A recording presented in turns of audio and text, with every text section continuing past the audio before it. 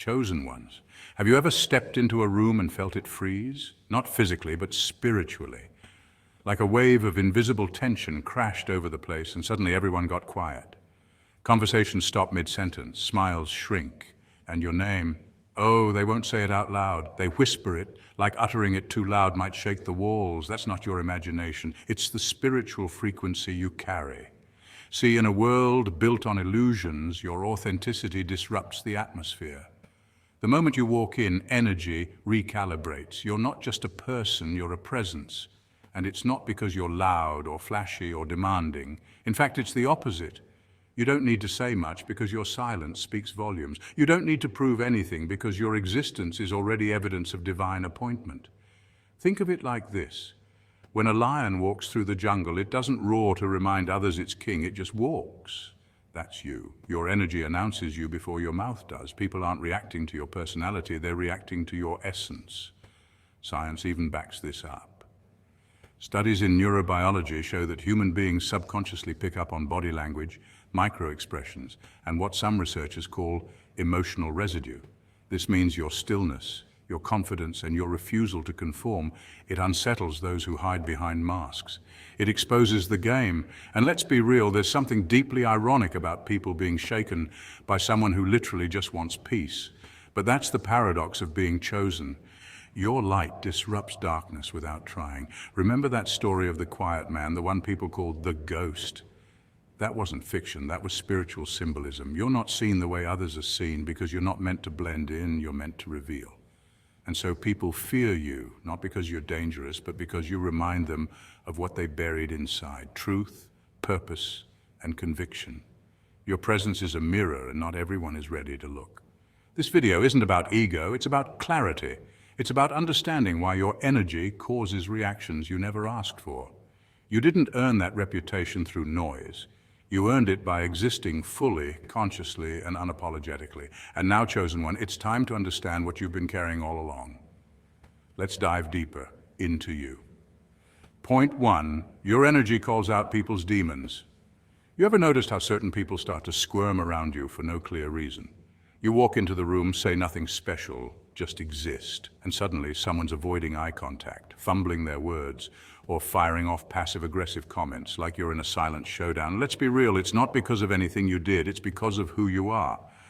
When you're a chosen one, you carry a frequency that's hard to fake and impossible to ignore. Your energy is pure, not because you're perfect, but because you're aligned. You've faced your shadows, done the inner work, and wrestled with demons most people pretend don't even exist. And that shows. Whether you mean to or not, you walk into a space and become a spiritual mirror. And trust me, mirrors make people nervous when they've been lying to themselves. See, in a world where masks are the fashion statement of choice, someone who's real is downright intimidating. You're not performing. You're not trying to impress. You're not bending over backward to fit in. And that authenticity, it sends shockwaves through people who've built their entire identities on illusions. The ones with skeletons stacked high in their closets, they start to feel like the walls are closing in. Because when they look at you, they're not just seeing your light, they're seeing everything they've been trying to hide in their own darkness. That's why they gossip. That's why they roll their eyes behind your back. That's why they try to tear down your character when you haven't done a thing wrong. You didn't expose them. Your presence did, just your vibe, your calm, your refusal to compromise your values. You didn't ask for this role, but like a lighthouse in a storm, you don't get to choose who your light reaches. And some people, they'd rather curse the light than confront their own storm.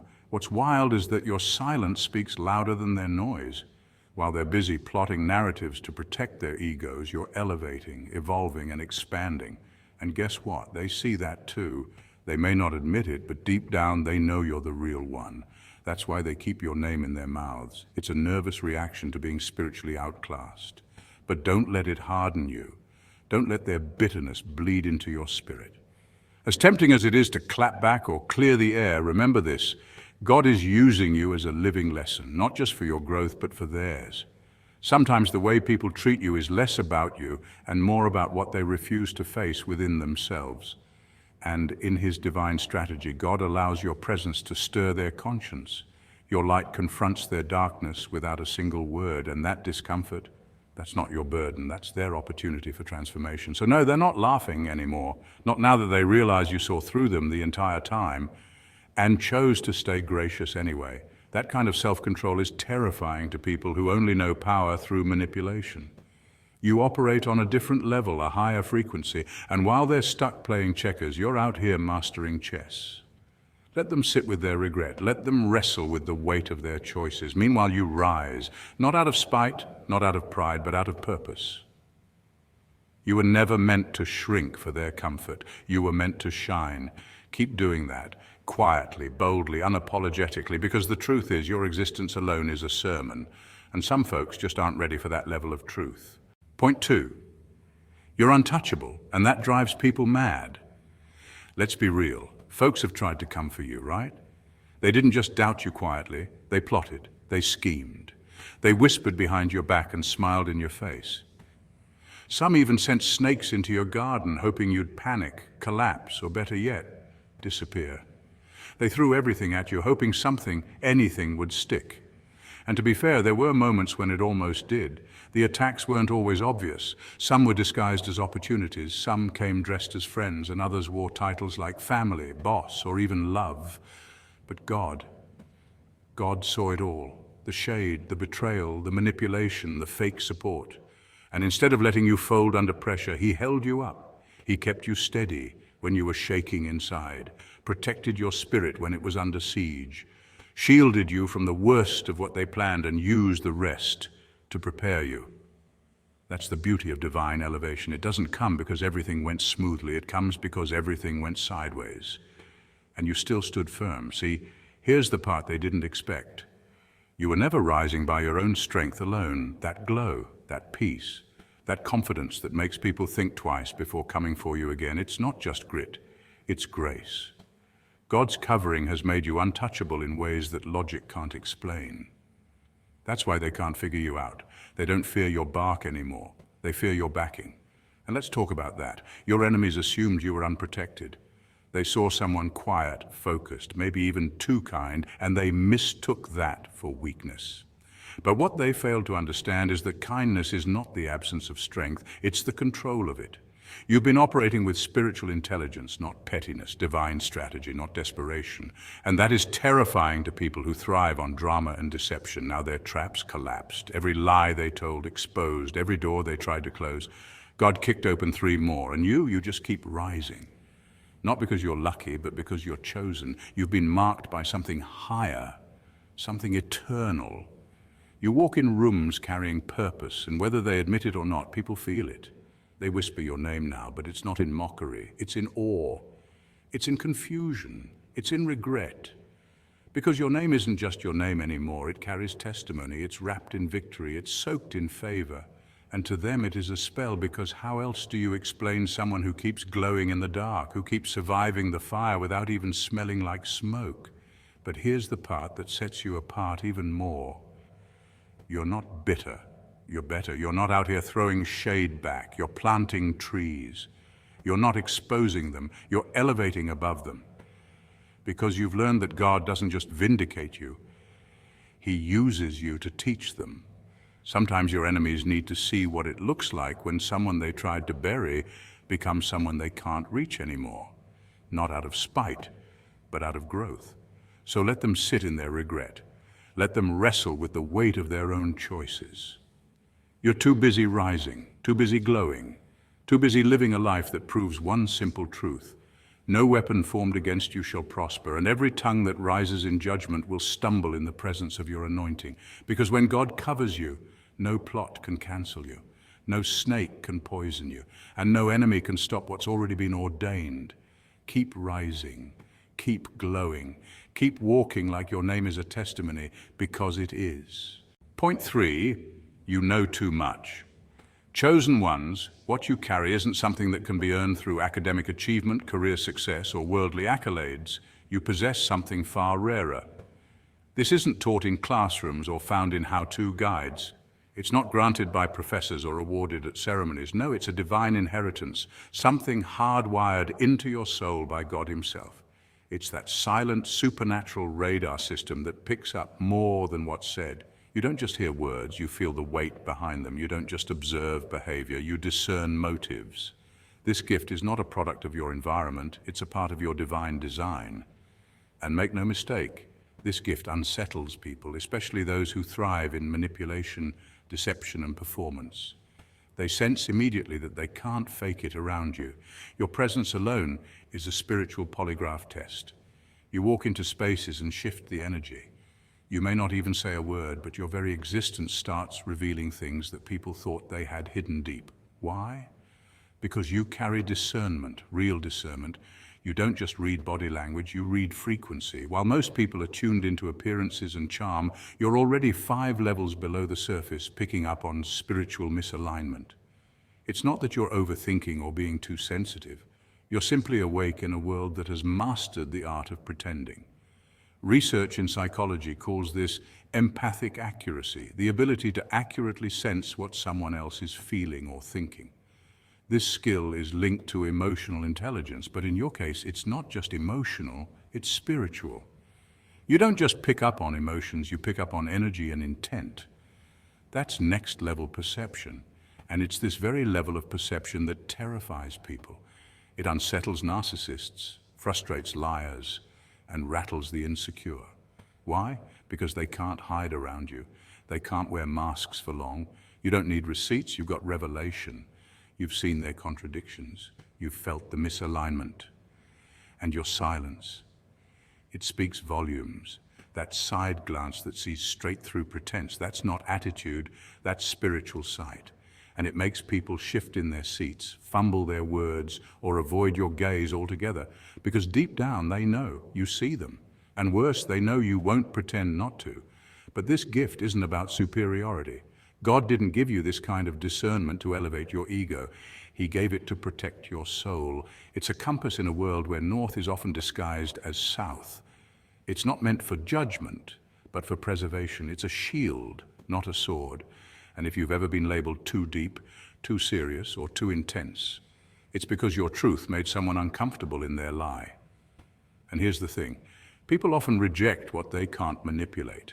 They distance themselves from what they can't fool. So when they ghost you, gossip about you, or mock your spiritual insight, it's not a reflection of your flaw, it's a reaction to your clarity.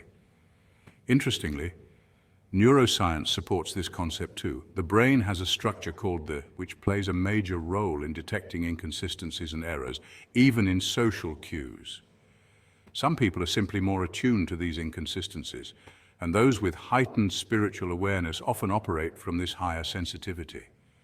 It's not mystical fluff, it's how God created certain minds to function. And when your spiritual intelligence is paired with divine purpose, it becomes a force no darkness can manipulate. So, chosen one, don't let their discomfort make you doubt your discernment. What they call overthinking is really oversensing. What they call too spiritual is just too truthful for them to handle. But you weren't built to blend in, you were built to expose, to uplift, and to navigate the unseen with unwavering clarity. Let them whisper, let them wonder. You just keep walking in the truth you were born with, because in the end, they weren't meant to understand you. They were meant to witness what God reveals through you. Point 4, you moved on without closure. One of the scariest things to someone who tried to destroy you is realizing they no longer have access to you. No more updates, no more emotional reactions, no dramatic farewell or explosive confrontation, just silence. And silence, my friend, is louder than any scream. It's one thing to fight back, to argue, to explain yourself. But when you disappear without a trace, without a word, it shakes them to their core. Because now they're left alone with themselves, with nothing to project onto, no drama to feed on, and no version of you to manipulate. They're forced to face a terrifying truth. They never really broke you. You just elevated. You went ghost. But you ain't lost. You grew. Quietly, intentionally, divinely. And that kind of evolution is unsettling to those who once had a front row seat to your struggle.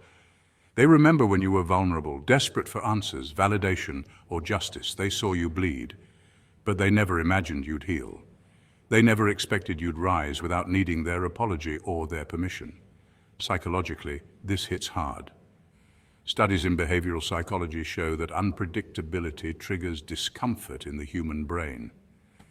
When people can no longer predict your behavior, they begin to fear it. This is known as the ambiguity effect.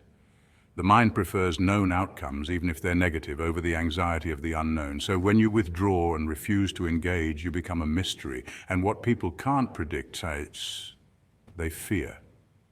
But here's what makes it worse for them. Chosen ones don't beg for closure. We don't need permission to heal. We understand something deeper, that closure doesn't come from the one who broke you. It comes from the one who made you. God becomes our healer, our vindicator, and our strength.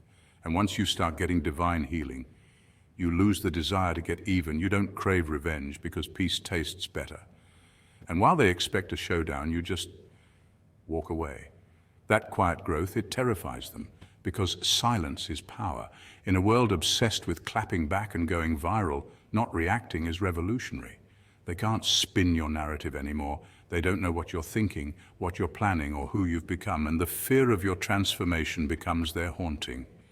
They go back and reread old texts, revisit memories and retrace their steps, trying to figure out the exact moment they lost access to you. But it's too late. Your absence is louder than your presence ever was, and it's teaching them because, believe it or not, sometimes God will use your absence to be their biggest lesson. You didn't need to humiliate them. You didn't need to shout.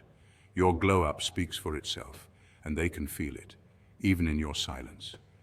But here's the golden part. You didn't disappear to spite them. You disappeared to save yourself. You chose peace over pettiness, purpose over chaos. You stopped chasing closure and started chasing destiny. And that's what haunts them most. You're no longer accessible to the version of them that tried to destroy you. So let them wonder. Let them sit in their regret while you rise in your purpose. Because nothing is scarier to a person who tried to destroy you than realizing you're still rising and they're no longer part of the story. Point 5. Your name holds spiritual weight.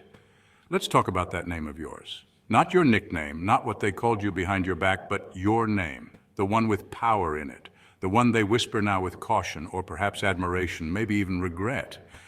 See, your name ain't just syllables floating through air. It's not just some combo of vowels and consonants that get scribbled on mail or ID cards. No, your name is an experience. It's a memory, a testimony, a spiritual fingerprint. Every time someone utters it, they summon a whole legacy. Because what they remember isn't just who you were, but how you were. They remember how you walked away, not in bitterness, but in boldness. Not with drama, but with dignity. You didn't stomp or scream when you were disrespected. You rose, slow and steady like royalty leaving a cheap gathering. You exited the situation with your head high and your peace intact. That shook them. And it left an impression. They remember how their lies didn't ruin you, how they plotted behind your back, expecting you to fall apart, and instead you flourished. Like a flower blooming in concrete, you proved that truth doesn't need to shout to be heard. It just outlasts the noise. They watched you thrive where others would have broken. They saw you glow through gossip, smile through sabotage, and evolve through every attempt to bring you down. And let's not forget your presence. Even when they tried to dim your light or play it cool like you didn't matter, your energy still shifted the atmosphere.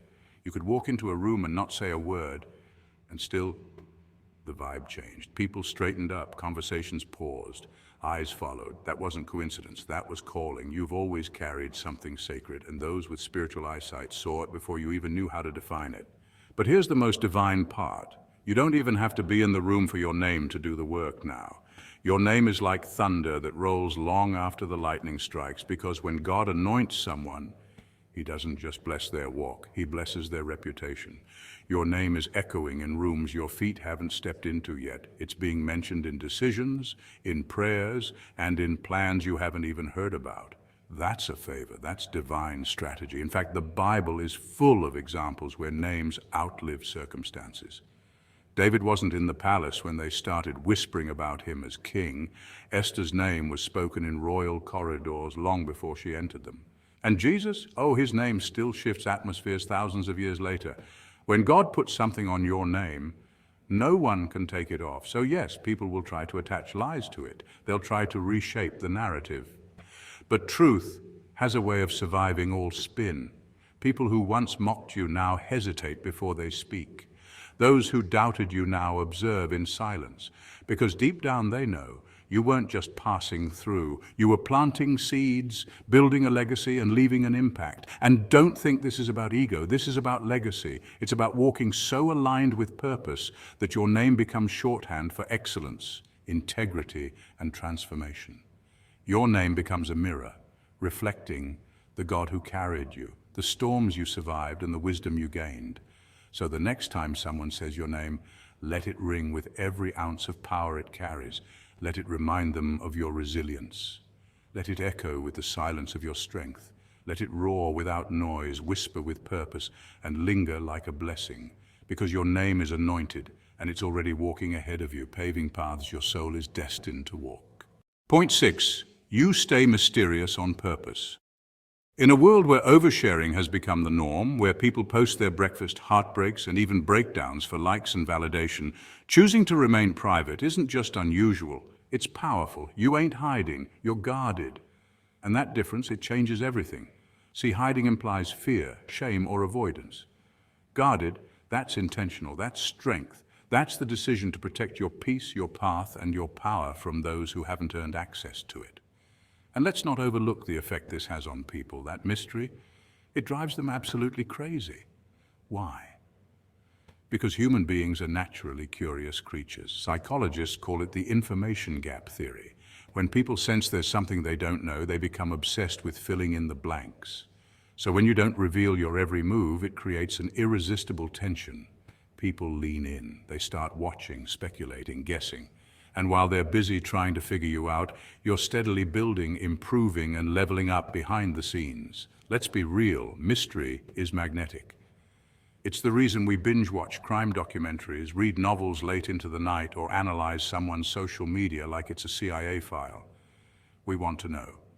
So when you walk into a room with quiet confidence, unbothered energy, and no need to explain yourself, people notice. You don't need to be loud. You don't need to prove anything. Your silence says, I'm doing something worth protecting, and that unsettles those who thrive on access and control. In fact, your silence is often mistaken for arrogance or secrecy. But that's a projection. What they're really saying is, why won't you let me in? Why can't I read you? But mystery forces people to respect what they can't understand. When they can't figure you out, they can't box you in either. That's when they start respecting boundaries they don't even fully comprehend. There's also a psychological edge to moving in silence. It's called strategic ambiguity, a concept often used in business and politics. By not revealing everything up front, you keep control of the narrative. You prevent premature judgment. You maintain flexibility. And most importantly, you avoid giving your power away. Your success then becomes undeniable, not because you talked about it, but because you delivered. And oh, when does success finally make the noise? It's thunderous. It silences doubt, envy, and mockery. People who once whispered about you now watch in awe, realizing that while they were busy running their mouths, you were writing your legacy. There's no need to clap back, to argue, or to explain. Your results are the response. Your achievements speak a language louder than gossip ever could. But let's not pretend this doesn't intimidate people. It does. In a world addicted to attention, your restraint is rebellious. Your decision to protect your energy rather than perform for the crowd is radical. And people fear what they can't control. They call it antisocial, cold, or distant. But what it really is wise. You understand that not every thought deserves an audience, and not every moment needs a witness. Remaining low-key doesn't mean you're absent. It means you're selective. You're not here for performance. You're here for purpose. You don't need to parade your process to validate your progress. And the beauty is, when you do show up, people listen. Because you speak less, your words weigh more. Because you share less, your presence hits harder. So keep your circle tight. Keep your plans quieter than your prayers. Let your actions echo louder than any announcement ever could. In a world of noise, your silence is golden. Your mystery, it's not a flaw, it's your power. Point 7, you're walking in God's purpose. When you walk with divine purpose, you don't just go with the flow, you disturb it. You shake up systems, rattle comfort zones, and send shockwaves through the invisible realms. Simple. You become a living contradiction to everything this broken world tries to normalize. Apathy, deception, mediocrity, and spiritual numbness. That's not a coincidence, that's warfare. Divine purpose is not passive, it's disruptive. It's not about being loud, it's about being aligned. And when you are aligned with heaven, hell gets nervous. Let's unpack that a bit. The moment you choose to live on purpose, not just exist, not just survive, but really live with intention and spiritual clarity, you become a threat to every dark force that thrives on confusion and chaos. You become a walking wake-up call. People who have built their lives around lies, control, and fear will suddenly see you as dangerous. Not because you've harmed them, but because your very presence exposes their lack of authenticity. You become living proof that it's possible to live boldly, obediently, and unapologetically in truth. That kind of light exposes a lot of shadows. That's why they fear you. According to psychological studies, people often reject or resent those who embody traits they secretly wish they had the courage to develop. It's called projective identification. They project their internal conflicts onto you. Your discipline convicts their laziness. Your peace unsettles their inner turmoil. Your clarity makes their confusion louder. You walk into a room and without saying a word, you hold up a mirror to their spiritual disobedience. You didn't ask for this power, but divine purpose carries it naturally. The real problem? You can't be bought. You're not swayed by popularity, trends, or fake applause. You don't play their games. You don't need the validation of a broken system because you were called by something higher. You've seen too much, felt too much, and grown too much to shrink now. You're not loud for attention. You're bold because the truth requires it. And that makes you dangerous to anyone still trying to manipulate, control, or deceive. And here's the twist. While they're busy trying to bring you down, they're actually being used by God to lift you up. Yes, even your enemies become unwilling teachers. They sharpen your discernment, increase your resilience, and train your spirit in ways comfort never could. Romans 8:28 says, "All things work together for the good of those who love God and are called according to his purpose." That includes betrayal, rejection, and opposition. God doesn't waste pain, he repurposes it. So while they sit with their regret, their confusion, and their missed opportunities, you rise, not with bitterness, but with better vision, not with vengeance, but with divine velocity. You walk in power because you walk in purpose. And when that purpose is heaven assigned, nothing on earth or below it can derail your destiny. Chosen ones, when people whisper your name, it's not always about you, it's about what your presence awakens in them. You carry a divine energy that unsettles comfort zones and exposes hidden truths. Like ancient prophets and biblical warriors, your walk is a symbol that light still walks among shadows and purpose still disturbs the plans of darkness. Your calm unnerves chaos, and your silence speaks louder than noise. So walk boldly, because your name echoes with heaven's authority, and that alone commands attention.